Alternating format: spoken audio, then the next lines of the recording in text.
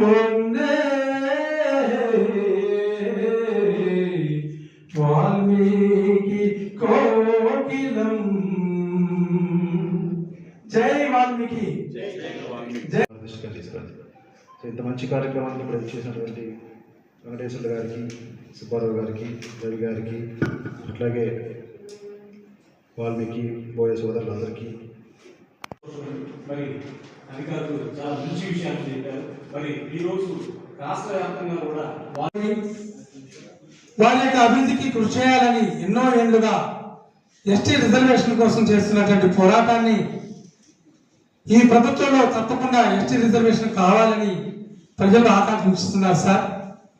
గతంలో 2016లో కూడా తెలుగుదేశం ప్రభుత్వం చంద్రబాబు నాయుడు గారి కృషితో సత్యపాల కమిటీ వేసి ఆ నివేదిక ద్వారా బోయలను ఎస్టీలుగా గుర్తించి అసెంబ్లీలో తీర్మానించి కేంద్రానికి పంపించినటువంటి విషయం సార్. అందుకనే బోయలంతా కూడా ఆర్థిక వెనుకబాటుతనంతో సామాజిక రంగాల్లో వెనుకబడినటువంటి పరిస్థితి. ఎస్టీ కావాలని రాష్ట్ర ప్రజలంతా కూడా కోరుకుంటున్నారు సార్. రాష్ట్ర ప్రభుత్వం గుర్తించి రాష్ట్ర పండుగ జరపడం చంద్రబాబు నాయుడు గారికి, ప్రభుత్వానికి ప్రత్యేకమైన ధన్యవాదాలు తెలియజేస్తూ సార్, ఈ యొక్క ప్రభుత్వం వాల్మీకి బోయల అభివృద్ధికి కృషి చేస్తుందని చెప్పేసి తెలియజేస్తున్నాం సార్. మీరు కూడా ఈ పల్నాడు జిల్లాలో వాల్మీకి బోయల్ని అన్ని విధాలుగా అభివృద్ధికి మీరందరూ కూడా మీరు కరెక్ట్గా మీరు సహకరిస్తారని మరీ విన్నవించుకుంటున్నాను సార్. ధన్యవాదాలు సార్. ఏర్పాటు చేయటం మాకు చాలా హర్షణీయంగా ఉంది. ఆ తర్వాత మా వాల్మీకులు అన్ని రంగాల్లో వెనుకబడి ఉన్నారు. దానిని 2016లో వారు అసెంబ్లీలో తీర్మానం చేసి కేంద్రానికి సిఫార్సు చేసినట్లుగా వారు ఒకసారి మళ్ళీ జ్ఞాపకం చేసుకొని మా వాల్మీకుల పక్షాన మమ్మల్ని ఆల్ ఇండియాలో అన్ని రాష్ట్రాల్లో మేము ఎస్సీ ఎస్టీలుగా ఉన్నాం. ఓన్లీ తెలంగాణ, ఆంధ్రప్రదేశ్లో మాత్రమే బీసీ ఏ గ్రూప్లో మేము ఉన్నాం. మమ్మల్ని అందరినీ ఒకే కేటగిరీలో ఉంచవలసిందిగా మా రిజర్వేషన్ మాకు వస్తే మేము ఆర్థికంగా, విద్యారకంగా అభివృద్ధి చెందుతామని ముఖ్యమంత్రి గౌరవ చంద్రబాబు నాయుడు గారు చెప్పుకుంటూ పక్షాన ముగిస్తున్నాను. రామాయణంలో ఉండేటువంటి మంచి నడవడిక, ఏ విధంగా ప్రభుత్వాలు నడపాలి, అప్పుడు రాముడు ఏ విధంగా చేశారు అనేటువంటి అంశాలన్నింటినీ కూడా రామాయణంలో పూర్తిగా పొందుపరిచి రామాయణాన్ని వాల్మీకి మహర్షి ఆ రోజు దాన్ని రచించి మనకు ఒక కావ్యంగా మనకు అందించడం జరిగింది.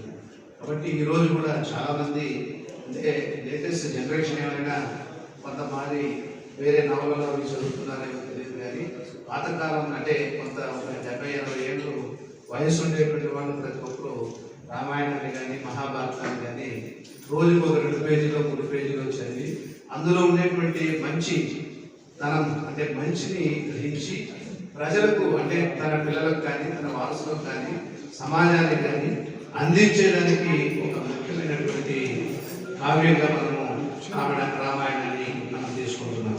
అందుకనే రామాయణాన్ని రచించినటువంటి మన వాల్మీకి మహర్షికి మొట్టమొదట ఆది కవి అనేటువంటిది కూడా పేరుంది. ఎందుకు ఆది కవి అంటే మొట్టమొదట మాట రూపంలో ఉండేదాన్ని రాత రూపంలో అంటే రాయడంలో ప్రాక్టీస్ చేసినటువంటి మొట్టమొదట వ్యక్తి వాల్మీకి. కాబట్టి ఈరోజు రాస్తున్నామంటే ఆ రోజు మన తాళపత్ర గ్రంథాలు వాటిపైన రాస్తూ సూదులతో వచ్చి అక్షరాలు రాస్తూ ఉండేవాళ్ళు. అప్పట్లో మనం చూసేటువంటి ఆ తాళపత్ర గ్రంథాలు చూస్తే ఈరోజు మనం రాయడము చేస్తున్నామనంటే వారు ఇచ్చినటువంటి ఆ రోజుల్లో ఉన్నటువంటి కవులు, లేదంటే అక్కడ ఉన్నటువంటి పద్య కావ్యాలు కానీ గద్యాలు రచించేవాళ్ళు కానీ కవులు, వీళ్ళందరూ కూడా మనకు సూచించినటువంటి మార్గనిర్దేశము లేదా ఒక పద్ధతిని మనకు అలవాటు చేసినటువంటి వ్యక్తులు. అందువల్ల మనము కులపరంగా కానీ ఇంకో పరంగా చూడకపోయినా మన మొత్తం సమాజానికి ఒక ముఖ్యమైనటువంటి దిశానిర్దేశము, మార్గదర్శనము చేసినటువంటి వ్యక్తుల్లో ప్రధానమైనటువంటి వ్యక్తి మన వాల్మీకి మహర్షి. వాల్మీకి జయంతి రాష్ట్ర వ్యాప్తంగా జరుగుతున్నాం. మన జిల్లాలో కూడా అన్ని మండల ఆఫీసుల్లోనూ, డివిజన్ ఆఫీసుల్లోనూ, పంచాయతీల్లోనూ ఈ కార్యక్రమం జరుగుతున్నాం. మహర్షి వాల్మీకి గురించి మీ అందరికీ తెలుసు, కానీ ఈ తరంలో ఉన్నటువంటి పిల్లలకి కొంతమంది తెలియకపోవచ్చు. గతంలో మేము చిన్నప్పుడు చదువుకునే టైంలో కూడా ప్రతిరోజు స్కూల్లో ఖచ్చితంగా రామాయణం నుంచి ఏదో ఒక స్టోరీ కానీ ఒక కథ కానీ మనం చెప్పేవాళ్ళు. అట్లాగే రామాయణంలో ఉన్నటువంటి ఆ పద్యాలు మాకు చదివించేవాళ్ళు. వాటి భావాలు